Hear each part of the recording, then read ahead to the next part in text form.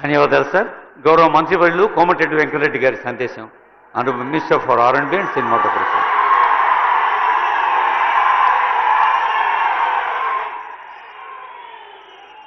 సభాధ్యక్షులు మీ ప్రియతమ శాసనసభ్యులు మందల శామీర్ గారు, గౌరవనీయులు మన ప్రియతమ ముఖ్యమంత్రి వర్యులు రేవంత్ రెడ్డి గారికి తొలిసారిగా పోరాటాల గడ్డైన తుంగతుర్తికి వచ్చిన సందర్భంగా వారికి స్వాగతం పలుకుతూ, మరొక సీనియర్ మంత్రివర్యులు నీటిపారుదల సివిల్ సప్లై శాఖ మంత్రులు తుంగతుర్తి ముద్దుబిడ్డ ఉత్తమ్ కుమార్ రెడ్డి గారికి, అలాగే మా సోదరుడు నా తర్వాత మళ్ళీ భువనగిరి ఎంపీ అయిన చామల కిరణ్ కుమార్ రెడ్డి గారికి, పెద్దలు గుత్తా సుఖేందర్ రెడ్డి గారు, స్పీకర్ ప్రశాంత్ కుమార్ గారికి, అలాగే మన గడ్డం ప్రసాద్ గారికి, అడ్లూరు లక్ష్మణ్ గారికి, వేదిక మీద నాయకులకు మా మహేష్ గౌడ్ గారికి, అందరికీ పేరు పేరున సమయం లేదు కాబట్టి సోదరులారా మీ అందరికీ కూడా ధన్యవాదాలు తెలియజేసుకుంటూ, ఇంత పెద్ద ఎత్తున మరొకసారి నల్గొండ జిల్లా అంటే కాంగ్రెస్ కంచుకోట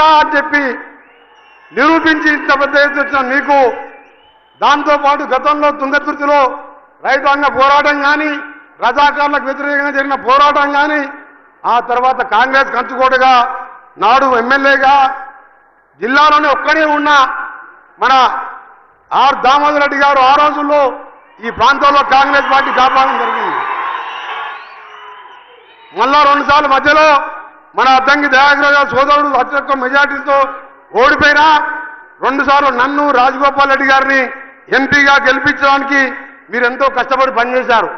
ఆ తర్వాత మొన్నటి ఎన్నికల్లో ఇప్పుడు ఈ రోజు జన్మదినం జరుపుకుంటున్న మీ ఎమ్మెల్యే గారు నా దగ్గరికి వచ్చి 100 మంది తీసుకొచ్చి, నేను కాంగ్రెస్ పార్టీ జాయిన్ అయితే నాకు టికెట్ ఏమొద్దు, నేనన్నా సీఎం గారు పిసిసి ప్రెసిడెంట్ గారి సమక్షంలో జాయిన్ గా అని చెప్పిన, నాకు టికెట్ వద్దు సార్, నాకు ఏమైనా మీ ఆశీర్వాదం కావాలంటే నీకు తప్పకుండా మంచి రోజులు ఉన్నాయని చెప్పి వారిని ఆశీర్వదించి మీరందరూ కూడా 60,000 మెజార్టీతో గెలిపించడం జరిగింది.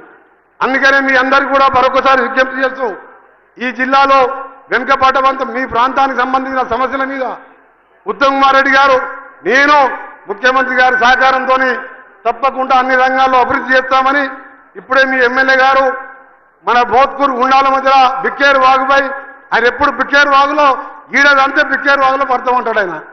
ఆ బిక్కేరు వాగు బ్రిడ్జి కూడా మొన్ననే శాంక్షన్ చేయడం జరిగింది. నిన్న ముఖ్యమంత్రి గారు చెప్తే R&B ఆఫీసులు R&B డిపార్ట్మెంట్ నుంచి అరవపల్లి నాగారంలో police station MRO MDO office కూడా 11 కోట్లతోని ఈ రోజే శాంక్షన్ కూడా చేయడం జరిగింది.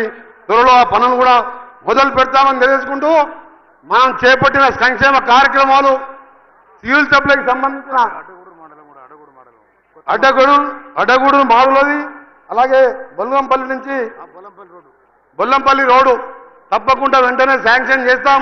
హ్యామ్ పథకం ద్వారా రాష్ట్రంలో R&Bని 12,000 కిలోమీటర్లు 12,000 కోట్లతోని పంచాయతీరాజ్ రోడ్లని ప్రతి గ్రామం నుండి మండలం వరకు బీటీగా మారవడానికి 17,000 కోట్లు, R&B శాఖకు 12,000 కోట్లతోని మొదటి దశలో 4,600 కోట్లతోని త్వరలోనూ ముఖ్యమంత్రి గారి ఆలోచన ప్రతి గ్రామానికి మట్టి రోడ్ ఎక్కడ ఉండకూడదు, ప్రతి గ్రామానికి బీటీ రోడ్ ఉండాలని హ్యామ్ మోడల్లో తీసుకున్నాం. అందుకనే మీరు ఇవాళ ఇందిరమ్మ ఇల్లు చూస్తున్న 12 ఏళ్ల కింద ఒక్క ఇల్లు కట్టలే, ఒక్క రేషన్ కార్డు లేదు, కరెంటు ఉచితంగా ఇచ్చేది లేదు. తెలంగాణ వచ్చిన వారి కోసం, పేద ప్రజల కోసం ఇందిరమ్మ రాజ్యం ప్రజాపాలన తెస్తామని ఆ రోజు ముఖ్యమంత్రి గారితో సహా ఇలా మంత్రులందరినీ కూడా 24 గంటలు కష్టపడుతున్నాం. ముఖ్యమంత్రి గారి నాయకత్వంలో మీరు వచ్చే స్థానిక ఎన్నికల్లో కూడా 100% మనం కాంగ్రెస్ పార్టీ అభ్యర్థులను మీరందరూ కూడా ఏ విధంగా ఎమ్మెల్యేని గెలిపించిందో, ఎంపీని గెలిపించిందో, ఎప్పుడు ఎన్నికలు వచ్చినా గెలిపియాలి. మనం చేసే పథకాలు ఓట్ల కోసం కాదు. తెలంగాణ ఇచ్చిన సోనియా గాంధీ దేవతలాగా ఆంధ్రాలో మొత్తం పార్టీ పచ్చిపోయింది, ఒక్క వార్డు మెంబర్ లేడు. ఎందుకు ఇచ్చింది? 4 కోట్ల పేద ప్రజల కోసం. ఆ రోజు ఇందిరమ్మ గరీబా హటావా అంటే అదే సోనియమ్మ మన్మోహన్ సింగ్ ప్రధానమంత్రిగా ఉపాధి హామీ 100 రోజుల కూలీ పెట్టి ఇలా పేదవాడు 2 పూటలు అన్నం తింటున్నాడు. రాజశేఖర రెడ్డి గారు 2000లో 2004లో ముఖ్యమంత్రిగా ₹1,00,000 20 ఏళ్ల కింద ఇందిరమ్మ ఇల్లుకు ఊరికి 100-200 ఇల్లు కడితే ఇలా రేవంత్ రెడ్డి గారు అలాగే మన ప్రభుత్వం 5 లక్షలతో ఇల్లు కూడా పునాదులు వేసుకుంటున్నాం. అందుకనే సోదరులారా 10 ఏళ్ళు మోసం మాటలతో కాలం గడిపించినారు, అప్పులు చేతికిచ్చినారు, అయినా ఈరోజు ఆర్థికంగా ఇబ్బందులున్నా ఈ కార్యక్రమాలు చేస్తున్నామని తెలియజేసుకుంటూ తప్పకుండా ఇంకా 20 నెలలు కూడా కాదు మన ప్రభుత్వం వచ్చి ఈ 40 నెలలు ఉంటాం, ఆ తర్వాత మరో 60 నెలలు ఉంటాం. తప్పకుండా 10 ఏళ్ళు మన పార్టీ అధికారంలో ఉంటుంది.